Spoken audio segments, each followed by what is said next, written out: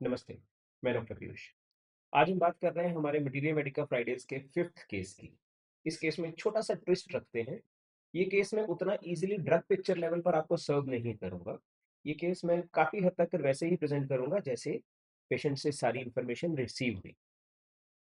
तो जब हम इस तरह से केस वर्किंग करते हैं हमारे क्लिनिक में, तो बहुत सारी रेमेडीज़ पॉप अप करती हैं हमारे माइंड में, पार्शियली सही, पार्शियली गलत।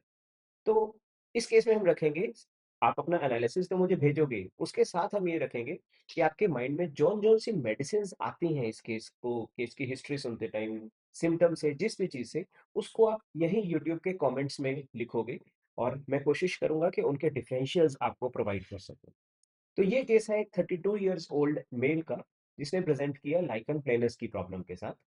लाइकन प्लेनस के साथ उनको दूसरी प्रॉब्लम जो है, वो है सर्वाइकल पेन। सर्वाइकल पेन कब ज़्यादा होता है? जब वो जल्दबाज़ी में काम कर रहे होते हैं, जब किसी भी चीज़ को एंग्ज़ायटी के कारण वो तेज़ी से काम कर रहे होते हैं, उस वक़्त पे उनको सर्वाइकल पेन स्टार्ट हो जाती है।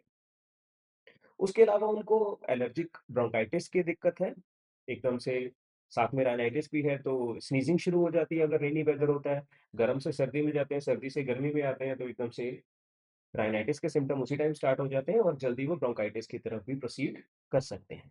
उसके अलावा फ्लैचुलेंस की प्रॉब्लम है, कुछ लूज़ स्टूल्स हैं और ये लूज़ स्टूल्स उनको एंग्ज़ायटी के साथ होते हैं। एंग्ज़ायटी के बारे में डिटेल में बात करते हैं तो वो बोलते हैं कि जब भी मौसम चेंज होता है, तो अक्सर मुझे एंग्ज़ायटी हो जाती है। एंग्ज़ायटी शाम के टाइम पर उनको बढ़ती है, एंग्ज़ियस थॉट्स बढ़ते हैं और जब वो कुछ अपसेटिंग कोई बैड न्यूज़, कुछ बुरा सुन लेते हैं, उस समय पर उनको एंग्ज़ायटी और ज़्यादा होती है। उस एंग्ज़ायटी के कारण उनको थोड़ा-सा स्ट्रेस हाइपरटेंशन फ़ील होती है, जिसको अगर वो 30-40 मिनट, आधा घंटा आराम कर लेते हैं, तो उससे वो उनका एंग्ज़ायटी फ़ेज़ हट जाता है।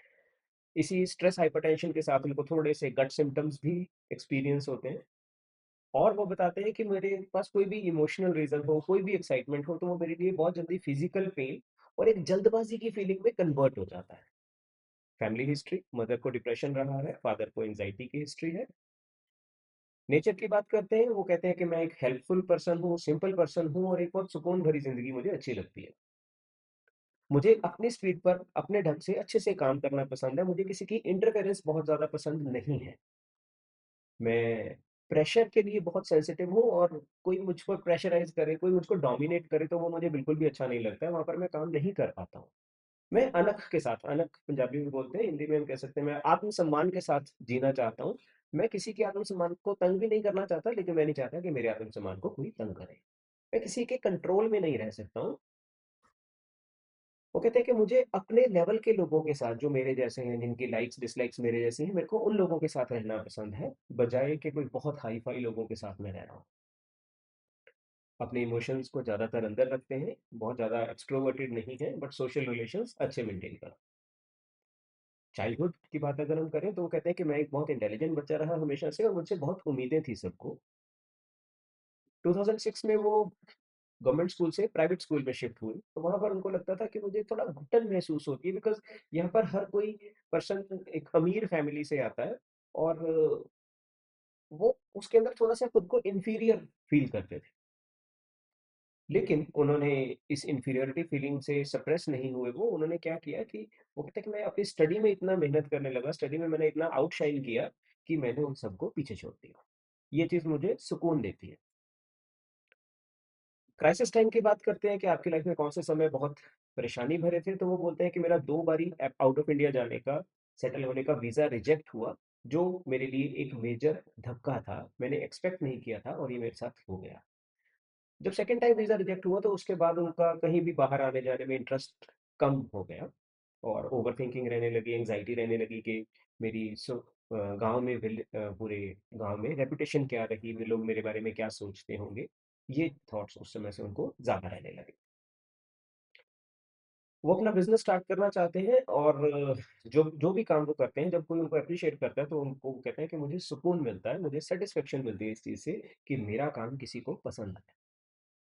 फ़ियर्स के बारे में वो कहते हैं कि मेरे को मेन डर यही रहता है कि कोई मेरे बारे में क्या सोचेगा? मैं इससे सबसे ज़्यादा डरता हूँ। इसी के कारण मेरा कॉन्फिडेंस भी लो हो जाता है। मैं देखने में पतला लगता हूँ, तो अगर कोई मुझे पतला कह देता है या मेरी बॉडी इमेज के बारे में कोई बात करता है, तो मुझे अच्छा नहीं लगता। मेरी एक अच्छी रिस्पेक्ट है सोसाइटी में और मैं नहीं चाहता कि वो रिस्पेक्ट मेरी लूज़ हो जाए। सिर्फ केस टेकिंग ही नहीं, हमें हर फ़ॉलो-अप भी बताता है कि क्या हमारी मेडिसिन सिलेक्शन सही है या गलत है। तो मैं कुछ एक्सर्प्ट्स इस केस के फ़ॉलो-अप से आपको बताता हूँ, जो आपको राइट रेमेडी तक पहुँचने में और ज़्यादा हेल्प करेगा। वो कहते हैं कि मेरा लाइकन तकरीबन ठीक हो चुका है, ऑलमोस्ट सारे पैचेज़ ही हट चुके हैं उनके, शायद अब तक तो पूरा स्किन क्लियर हो चुका हो, ओरल कैविटी और स्किन जहाँ-जहाँ पर उनको था। तो फ़ॉलो-अप है कि अभी भी थोड़ा-सा जब मैं नए लोगों को मिलता हूँ, तो थोड़ी-सी एंग्ज़ायटी, थोड़ी-सी घबराहट सी मुझे अब भी होती है, लेकिन मैं बहुत जल्दी उस चीज़ को विन ओवर कर लेता हूँ और अपना काम करता हूँ। मेरा फ़ोकस पहले से बेटर हो गया, इसलिए मैं बहुत कॉन्फिडेंट फ़ील कर रहा हूँ। मेरा दिमाग लगता है खुल गया है दोबारा से और आई फ़ील इंटेलिजेंट अगेन। मुझे फिर से लगता है कि मेरा दिमाग सही से चलने लगा है, ये चीज़। फ़ोकस बढ़ा, कॉन्फिडेंस बढ़ा, मैं अपने अंदर एक और ज़्यादा उत्साह, एंथुसियाज़्म को फ़ील कर सकता हूँ। मेरा गुस्सा कम हो गया, तो ओवरऑल मैं मच बेटर हूँ, मैं बहुत ठीक हूँ और मैं अपने बिज़नेस में और हर चीज़ में अब आगे अच्छा कर पाऊँगा। इतना शॉर्ट सा केस है, आप इस केस पर वर्क कीजिए और अपनी रेमेडीज़ जो-जो आपके माइंड में आती हैं, उनको डायरेक्टली यहीं पर यूट्यूब में कमेंट करो और अपना एनालिसिस मुझे हमेशा की तरह व्हाट्सएप पर, मेरे ईमेल एड्रेस पर अच्छे से रूब्रिक हंटिंग के साथ आप सेंड करो। ओके? तो मिलते हैं हम फ्राइडे को। Bye bye.